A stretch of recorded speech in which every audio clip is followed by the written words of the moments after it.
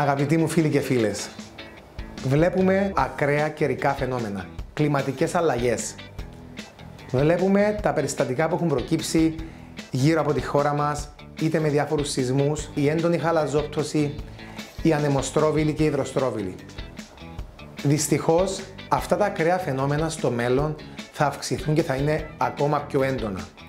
Πράγμα το οποίο έχουμε αντιληφθεί όλοι μας. Άρα είναι πάρα πολύ σημαντικό να διασφαλίσουμε την περιουσία μας, την κατοικία μας, την επιχείρηση μας, τη στέγη μας, το εξοχικό μας και οτιδήποτε άλλο έχουμε, τα υπάρχοντά μας. Για συμβουλές επικοινωνήστε μαζί μας σήμερα. Αύριο θα είναι αργά. Διασφαλίστε το μέλλον σας σήμερα.